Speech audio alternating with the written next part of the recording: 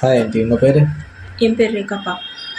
நீங்கள் என்ன குவாலிஃபிகேஷன், எவ்வளோ படிச்சிருக்கீங்க? 7th ஸ்டாண்டர்ட் தான் படிச்சிருக்கிறேன். வீட்டில் யார் யாருங்க ஆண்டி? நானும் எங்கள் அம்மா மட்டும். ஆனால் என் கூட பிறந்தவங்க 6 பேர். நம்ம 3 தங்கச்சி, ஒரு தம்பி. நம்ம மொத்தம் 6 பேர். இப்போது அக்கா இருந்துட்டாங்க. இப்போ நானும் அம்மா மட்டும் எல்லோரும் மேரேஜ் ஆகிட்டு அவங்க வீட்டில் இருக்கிறாங்க. என்ன வேலை செய்கிறீங்க? நான் டெய்லரு, வீட்டு வேலை செய்கிறேன். உங்கள் வீட்டில் யார் யார் இருக்குது? நானே எங்கள் அம்மா. அது அவங்க மம்மி என்ன பண்ணுறாங்க? மம்மிக்கு ஸ்ட்ரோக் ஆகிட்டு வீட்டில் இருக்கிறாங்க, பெட் ரெட்டாக இருக்காங்க. இப்போ வேலை அதெல்லாம் செஞ்சுக்கின்னு எப்படி மேனேஜ் பண்ணுறீங்க? இப்போ வீட்டு வேலைக்கு போகிறதுனால வீட்டு வந்துட்டு சாப்பாடு செலவுக்கெல்லாம் பார்த்துக்கிறேன். மிஷினில் வர்றது கொஞ்சம் என் தம்பி கொஞ்சம் ஹெல்ப் பண்ணுறான். நான் கொஞ்சம் போட்டுட்டு வீட்டு வாடகையெல்லாம் கட்டி மேனேஜ் பண்ணுறேன். டெய்லரிங்கெல்லாம் எப்படி கற்றுக்கிறீங்க? டெய்லரிங் வந்துட்டு நான் கார்மெண்ட்ஸ் போயிருந்தேன். கார்மெண்ட்ஸ் போனேன்னா எனக்கு ஹெல்த் இஷ்யூஸ் ஆகிடுச்சு, ஃபிஸ்டுலா ப்ராப்ளம்மு. அதனால மிஷினில் உட்காரக்கூடாதுன்னு சொல்லிட்டாங்க. அதனால நான் 1 year போயிட்டு டெய்லரிங்ஸ் கற்றுக்கணும். புட்டிக்ஸு, ப்ளவுஸு, ட்ரெஸ்ஸஸ்ஸு, ஃப்ராக்கு அந்த மாதிரி கற்றுக்கிறதுனால வீட்டில் நான் டெய்லரிங் கூட பண்ணுறேன். அப்புறம் இப்போ எவ்வளோ ஜாப் இருந்தால் உங்களுக்கு பர்டிகுலராக டெய்லரிங் மட்டும்? எனக்கு அவ்வளோ படிச்சிருந்தில்லை. அதனால 7th ஸ்டாண்டர்ட் படிச்சிருந்தால டெய்லரிங் கற்றுக்கிறதுனால எனக்கு 2 யூஸ் ஆகுது. இப்போ குக்கிங் கூட வீட்டில் குக்கிங் எல்லாம் நானே பண்ணுவேன். யாருன்னா சின்ன ஹெல்ப் கேட்டால் நான் போய் கேட்ரிங்க்கு எல்லாம் ஹெல்ப் பண்ணின்னு அந்த மாதிரி எப்படி அந்த 1 hour 2 hours நான் கொஞ்சம் மேனேஜ் பண்ணிட்டு வீட்டுக்கு கொஞ்சம் மெயின்டைன் பண்ணிட்டு போகிறேன். எந்த வயசுலேருந்து வேலை செய்ய ஆரம்பிச்சேன்? நான் 15 yearsலேருந்து வேலை செய்ய ஸ்டார்ட் பண்ணேன். கார்மெண்ட்ஸ் லைன் வந்துட்டு ஒரு 9-10 years மட்டும் கார்மெண்ட்ஸ் லைன் இருந்தேன். அதனால ஹெல்த் இஷ்யூஸ் ஆகிடுச்சு.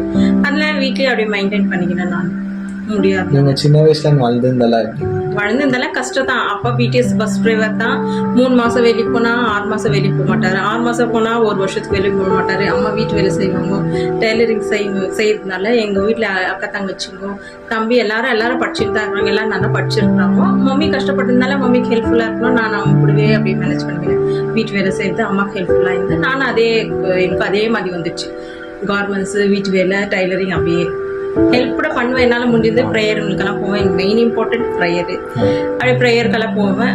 அப்படியே ப்ரேயர் இருக்கிறதுனால தான் எல்லாமே அப்படியே மேனேஜ் ஆகுது. கடவுள் இல்லைன்னா ஒன்றுமே இல்லை என் லைஃப்பில். அது இப்போ அவ்வளோ சிப்ளிங்ஸ் இருக்கிறாங்க இல்லைங்களா அவங்களுக்கு? அது நீங்கள் மட்டும் பர்டிகுலராக அவங்க மம்மியை பார்த்துக்கிறீங்களா? அதுக்கு எல்லாரும் கல்யாணம் ஆகிட்டு அவங்க வீட்டோட இருக்கிறாங்கப்பா. நான் எனக்கு சின்னத்துலேருந்தே நான் ரோமன் கேத்தலிக்காக இருந்ததுனால எனக்கு சிஸ்டர் அவ்வளோன்னு ஆசை. அதுக்கப்புறம் என்னால் ஆக முடியல. எங்கள் அப்பாவுக்கு ஆக்சிடென்ட் ஆகிடுச்சு. அப்பா பஸ்ஸில் இருந்தார். இப்போ கண்ணும் போயிடுச்சு, காலும் போயிடுச்சு. என்ன பண்ணுறது? அதனால அம்மா வீட்டு வேலைக்கு அப்படி அப்பாவுக்கு வந்து ஹெல்ப் பண்ணியிருக்கணும். அப்பா வந்து கொஞ்சம் கோவமாக நடந்துப்பார் எல்லாத்தினால. அதனால ஒரு கண்ணு எடுத்துட்டாங்க அப்பாவுக்கு. இந்த விரலெல்லாம் கட்டாயிடுச்சு. சென்னை டு பெங்களூர் ரூட் வர ஆக்சிடென்ட் ஆயிடுச்சு. அதனால அம்மா பார்த்துருந்தால அம்மா எங்களை கஷ்டப்பட்டு தான் வளர்த்தாங்க. எல்லாரும் கஷ்டப்பட்டு தான் ஸ்கூலில் படிக்க வச்சு காலேஜ் மட்டும் ரீச் பண்ணாங்க. அவங்க அவ்வளோ கஷ்டப்படும் போது நான் வந்து ஹாப்பியாக அப்படியே இருக்க முடியாது. நான் கொஞ்சம் பெரிய பொண்ணாக இருக்கிறதுனால நானும் கார்மெண்ட்ஸ் போயிட்டு அப்படியே. ஆனால் எல்லாரும் சின்ன தான் இருந்தாங்க. என் அக்கா கூட படிச்சுன்னு தான் இருந்தாங்க. அப்புறமா தான் எல்லாரும் அவங்க லவ் பண்ணி அரேஞ்ச் மேரேஜ் அப்படியே பண்ணி எல்லாரும் அவங்க செட்டில் ஆகிட்டாங்க. நான் அம்மா இப்படி இருக்கிறதுனால நான் அம்மா கூட இருக்கிறேன். உங்கள் டேடிக்கு ஆக்சிடென்ட் ஆயிடுச்சுன்னு சொன்னீங்களா? அதுக்கப்புறமா யாரெல்லாம் பார்த்துக்கிறாங்க? லைக் நீங்கள் மட்டும் பார்த்துக்கிறீங்களா? எல்லாரும் அக்கா தங்கச்சிங்க எல்லாருமே நம்ம ஒன்றா தான் இருந்தோம். எல்லாம் சின்ன தான் இருந்ததுனால எல்லாரும் படிச்சுன்னு இருந்தாங்க. அதனால நான் கார்மெண்ட்ஸ் போயிட்டு அப்பா அம்மா வந்து வீட்டு வேலைக்கு போவாங்க. அப்படியே தான் அட்ஜஸ்ட் பண்ணிட்டு தான் பண்ணோம். ஒரு டைம் சாப்பிட்டா இன்னொரு டைம் சாப்பாடெல்லாம் இருக்காது தான். பழைய சாப்பாடு சாப்பிட்டுன்னு கஞ்சி குடிச்சுன்னு அப்படியே தான் கஷ்டப்பட்டு தான் வளர்ந்தது.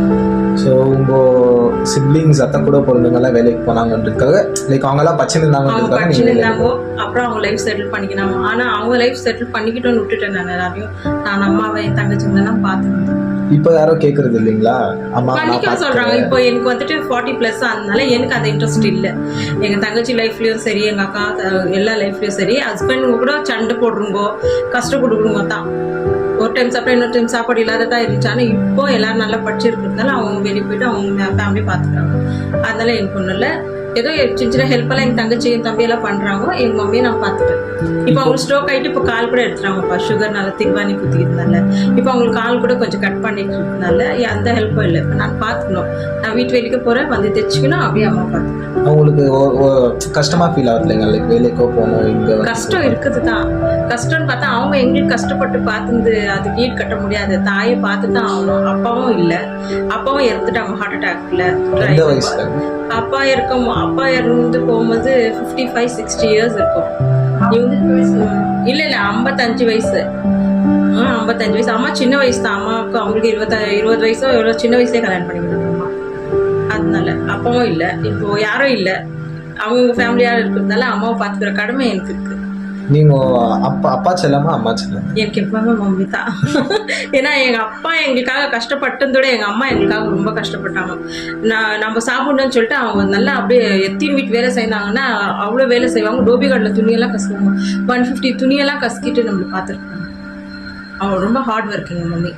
தொப்பையாக இது தான் இன்னைக்கு ஸ்ட்ரோக் ஆகிட்டு அதுலேருந்து கூட நல்லா ஆகிட்டாங்க. அப்புறமா இப்போது அந்த கால் சுகர் இருக்கிறதுனால கட் பண்ணதுனால அவங்களால எதுவும் பண்ணிக்க முடியல. இப்போ நான் தான் பண்ணுறேன். அதான் இப்போ அவ்வளோ உங்கள் சிப்ளிங்ஸ் எல்லாம் அவ்வளோ பேர் இருக்காங்க இல்லைங்களா, ஒருத்தரும் கேட்குறது இல்லையா லைக் இந்த மாதிரி அம்மாவை நான் பார்த்துக்கிறேன், லைக் நீயே வேலைக்கு போயிடும் கஷ்டமா இருக்கிற? இப்போ வந்துட்டு எங்கள் தங்கச்சிக்கு ஒருத்தருக்கு வந்து ஹஸ்பண்ட் செத்துட்டாங்க, அக்கா இறந்துட்டாங்க, ஒன்றுமா இருந்தாங்க, டிபி பேஷண்ட்டாக இருந்தாங்க, அக்கா இறந்துட்டாங்க. அவங்க ஃபேமிலி அவங்க அண்ணா வந்து தம்பியே தங்கச்சி பார்த்துக்கிறான். தங்கச்சி 2 பசங்களை பார்த்துக்குது. அவங்க வீட்டுக்கார் வந்துட்டு வெளிநாட்டில் இருக்கிறாரு. வெளிநாட்டுனா வேலைக்கு தான் போயிருக்கிறாரு. இது தனியாக அது வேலை பண்ணி அது பசங்களை பார்க்கறதுக்கே அது சரியா இருக்குது. இன்னொரு தங்கச்சிக்கு ஹஸ்பண்ட் இல்லை. இன்னொரு தங்கச்சி வேலைக்கு போது ஹாஸ்டலில் இருக்குது. அவங்க பசங்களை பார்த்துக்கணும். எல்லாரும் கொஞ்சம் கஷ்டத்தில் இருக்கிறதுனால யாரும் இது பண்ணுறது சின்ன ஒரு 500,000 அந்த மாதிரி தான் ஹெல்ப் பண்ணுற ரேஞ்சில் இருக்குது. நம்ம ஏழ்மையான பொண்ணு. ஸோ அவங்க யாரோ வெறும் ஹெல்ப் பண்ணுறாங்க. ஸோ நீங்கள் தான் அவங்க மம்மியை ஃபுல்லாக பார்த்துக்கிறது. சின்ன ஹெல்ப் தான். இப்போ ஆப்ரேஷனுக்கெல்லாம் அவ்வளோ கஷ்டமாக இருந்துச்சு. ஆனாலே லோன் போட்டு கஷ்டப்பட்டு தான் அவங்கள காப்பாற்றி நம்ம வச்சுக்கணும். ஏன்னா அம்மா வேணும். எந்த துணையும் இல்லை, சொந்தக்காரெல்லாம் இருக்கிறாங்க, எல்லாம் எங்கெங்க இருக்கிறாங்கன்னே தெரியாது. அதான் இப்போ வேலைக்கு போயின்னு இந்த வேலையை பார்த்துக்கிறேன். அதுக்கு எப்படி சொல்றதுங்க, உங்களுக்கு ஒரு மாதிரி கஷ்டமா தான் இருக்குது.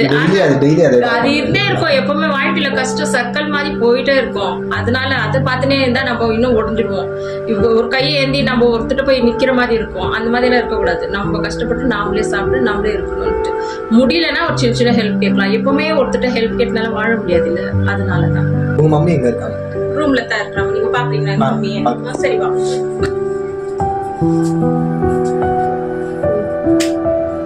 இவங்க தான் எங்க மம்மி. இவங்களுக்கு ஸ்ட்ரோக் ஆயிட்டு இப்போ இந்த கால் கொஞ்சம் இப்படி கட் பண்ணிட்டாங்க. ஒரு திருவாணி கீழே கம்பல் விழுந்ததுனால அதனால இவங்க இப்படி ஆனதுனால நான் எங்க மம்மி பார்த்துக்கிறேன். அவங்க எப்படி ஆயா பார்த்துக்கிறாங்க? நல்லா பார்த்துக்கிறாங்க. உங்களுக்கு யார் பிடிக்கும்? உங்க பசங்க இதை கொடுத்தா ரேக்கா தான் இஷ்டம். எல்லாரும் நல்லா பார்த்துக்கிறாங்களா? நான் 8th பாஸு. ஹாஸ்பிட்டல் வேலை சேர்ந்துக்கிறேன், வீட்டு வேலை சேர்ந்துக்கிறேன். ஹாஸ்பிட்டலில் நர்ஸாக கூட எடுத்துக்கிறேன். நான் சத்யா ஹாஸ்பிட்டல் அங்கே தான் ரொம்ப வருஷம் வேலை செஞ்சேன். அதில் தான் என் பிள்ளைங்களை வளர்த்தேன். இப்பவும் முடியல, கால் வண்டி உட்காந்துக்கிறேன்.